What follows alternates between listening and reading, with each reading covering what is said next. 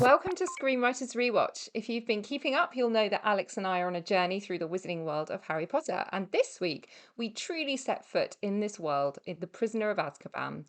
We hope you'll stay with us through the series with our full length discussions over on our podcast. And Alex, thank you again. We're 3 films in. How are you faring?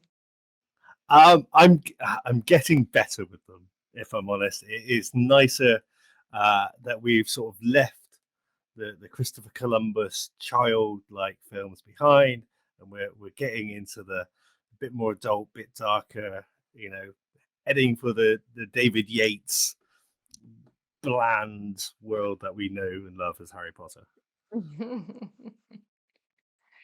So, give us your highlights, your lowlights. Tell us about Harry Potter and the Prisoner of Azkaban. So like I said, this one is the first that's not Christopher Columbus. It's much darker in tone. We really get to see a more of a teenage young adult film with Harry. We are definitely, as the films are progressing, we're definitely growing with him as he ages. Uh, we really sort of delve into Harry's family with this, and really sort of delve into how he feels about them and how they were sort of pre-Voldemort, and how he's sort of dealing with this now. He's into their world so much more, which I found really interesting. I really started to like how we are seeing how each of our characters are in this world now.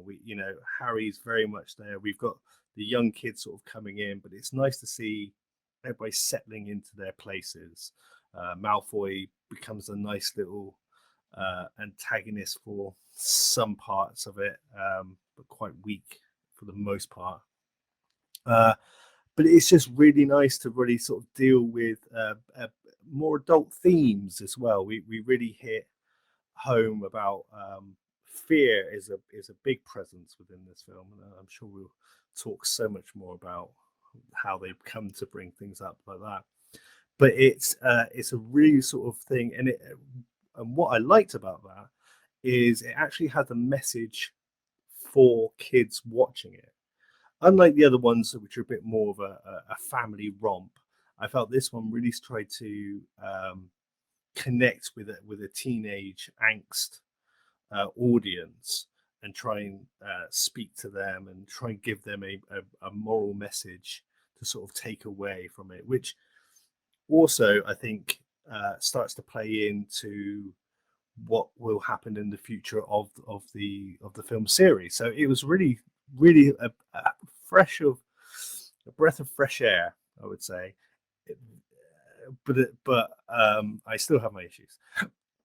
But it was definitely nicer than the others, and I will end it with that one. It was better than better Yeah. than the others. I think I agree with you on all of that. I think it is a much more mature film in so many different ways, and you can definitely tell there's a new director on the scene. And something that really struck me with this particular film, especially when you look at the other films that are coming, this is one of the only ones that doesn't actually feature Voldemort as an entity. He's just an idea. And I guess that plays into what you were saying with how, sort of the main theme here is fear of fear itself, isn't it? And the fear of Voldemort is enough that we don't need him as an antagonist, even though he is still the primal antagonistic force across the Harry Potter series. So, yeah, lots of interesting things to discuss over on our podcast. So, if you would like to join us over there, then come and check us out. Have a look, search wherever you get your podcast, or you can use the link found in the description of this video, and we'll see you over there.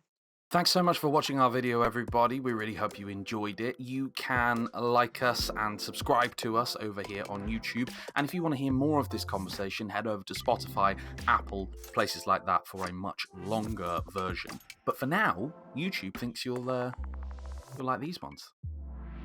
They look pretty good. I reckon you should check it out, especially that top one. Ooh, nice.